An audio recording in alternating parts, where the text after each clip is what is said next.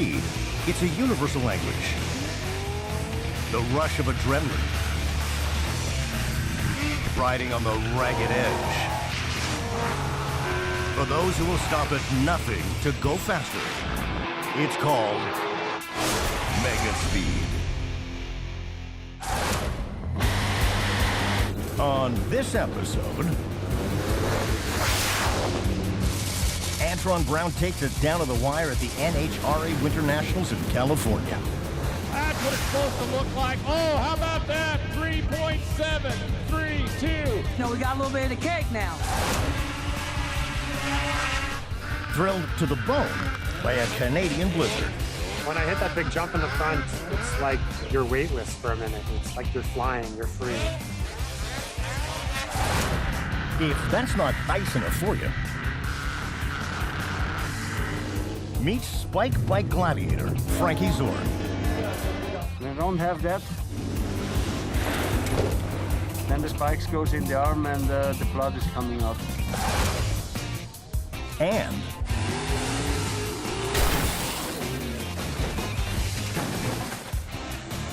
surviving speed isn't just for drivers.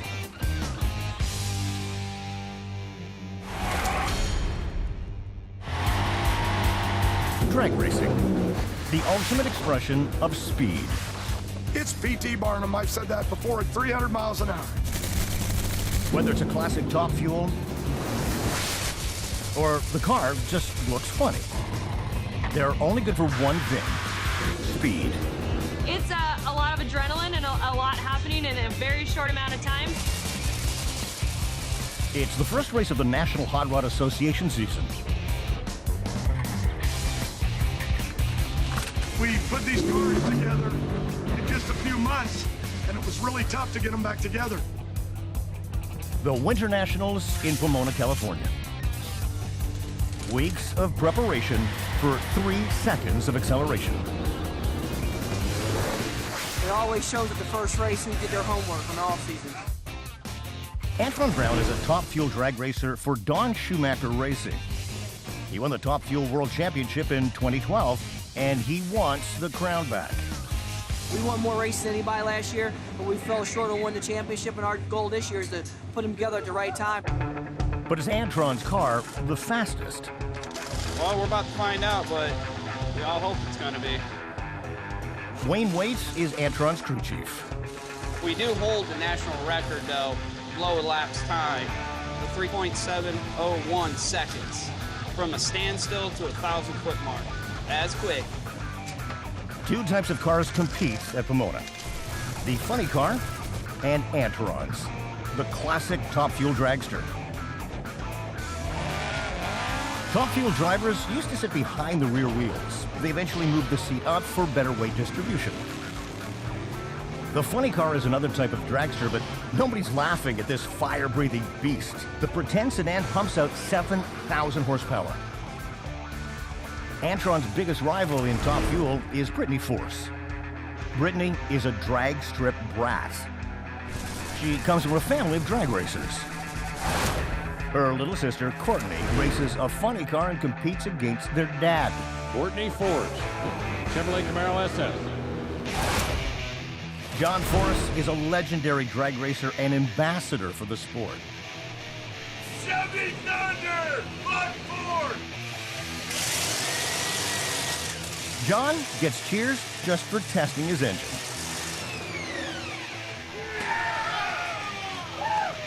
I've driven a funny car more runs than anybody in the history of the sport, and I've won more than anybody in the history of the sport. That ain't bragging, that's the facts. Obviously, I got in drag racing because of my dad and loved watching him in his funny car, and now it's a lot of fun because I get to compete against him. They got youth, and I got experience, makes me good. I'm one of the top out here. I finished second in the points. The Winter Nationals begin with a series of qualifying races. The top 16 cars enter a series of elimination rounds. The dragster's engine is like a loaded cannon. Oh, sounded great. Sound just where it needed to be. Nice, lean, and crispy. Attention to detail is a matter of life or death. That's what makes our sport so intense, is that when you gotta be prepared and you gotta be ready. Courtney Force is ready. Courtney Force goes 3.995. Check out the speed, 322 miles an hour. Now it's her sister's chance to shine. Brittany goes 3.835, 319 miles an hour. So far, hey, in Top Fuel, it's Ladies' Day at Auto Club Raceway. Leah Pritchett, number 1. Brittany Force, number 2. The Force sisters have done well. As for Dad, John's car's moving. You know, the 16-time champ is trying to fight it back. he crossed the center line. That'll be a DQ run for John. It just makes me mad. I'm too experienced to make a dumb mistake. That's what happened when John Force mowed down the block. There you see the missing tooth. And now it's Antron's turn. Over here on the right side is Antron Brown.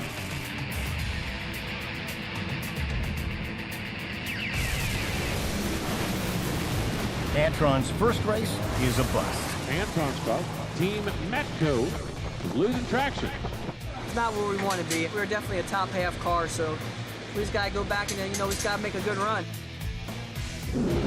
If Antron is going to get his season started with a win, he needs to be firing on all cylinders. Wow, didn't expect that. Antron's car. Antron blew a cylinder. Now the race moves from the track to the pits. While Antron's guys are slinging wrenches down south, up north in Canada, the air is colder, but the action is just as hot. It's the fast and the freezing.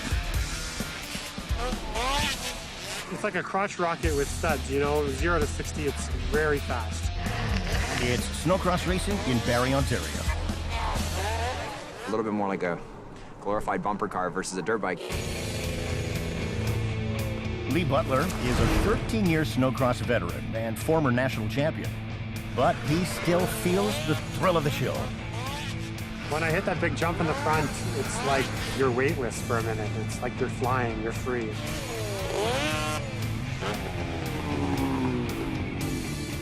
Ian Hayden has been at the throttle even longer and has 7 national championships. I got into motocross first and then turned professional with that at a younger age and had an opportunity to try snowcross, more or less just because I was home in the wintertime and you can't ride dirt bike. Lee and Ian grew up on snowmobiles. And so did Ståle Egan, a Norwegian import. He started racing 10 years ago at age 12. The racing in Canada is different because it's bigger jumps and it's harder to be the best man out there because it's a lot of people out here. Ståle needs only a few more points to grab the season lead from Lee. But not if Lee can help it. It's the first qualification round. Snowcross is like motocross, but with snow. Fast machines at dangerously close quarters. 500 dump trucks worth of snow have been piled up and shaped into a tight and challenging half-mile course. The key is to get out of the scrum and grab the lead and then hold on for 11 laps.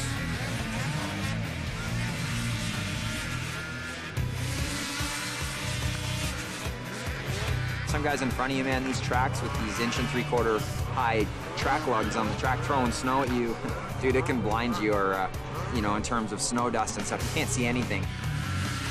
Fall behind, and you're staring at a snowy rooster tail. The jumps carry riders over 100 feet and 30 feet in the air. You're in the air around 2 seconds, maybe in the longest jumps, 2-3 seconds. You don't want to be too long in the air because you're losing speed up there. Lee wins the qualification heat, but Ian is struggling. Just before we got to the finish, had another upset again here. I came into the corner and tried to jump on top of this thing, and I fell right off the side of it. Snowcross riding takes incredible strength. This machine here probably weighs about 500 pounds. It's like you're riding something that wants to rip out of your hands the whole time. Unlike tires on a race car or bike, the front skis are not as responsive to steering. It's a wrestling match. There becomes a point where the snowmobile outmuscles me. And then there's the track. Those studs are nearly 2 inches long. It's a wickedly fast conveyor belt. If you look at the studs in this track, and if you were to get hit by one of those, it's going to tear you apart. It's the final race day. It's the coldest day of the year. It's minus 40 today with that wind chill, man. I'm gonna have to make sure there's no exposed skin, because dude, it'll be frozen instantly out there. Lee jumps the gun. He has to circle back and start from behind.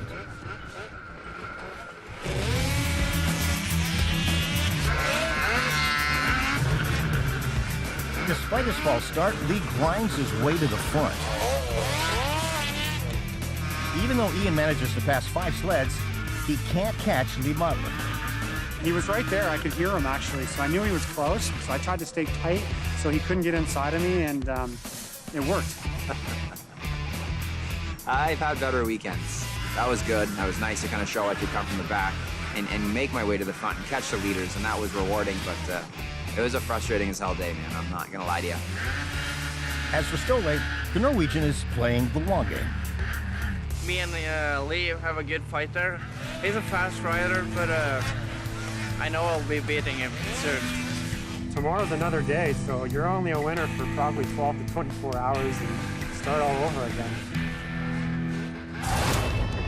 Still ahead on Mega Speed. So if you're losing one cylinder, we're talking about losing 1,200 horsepower out there. A lost cylinder might just translate into a lost race for Antron Brown. And up next, just because we dig dragsters. Woo! I loved it! This is why I got into racing, baby. It's Boys Under the Hood with the Weekend Warriors. This is real racing. This is what people don't see behind the scenes.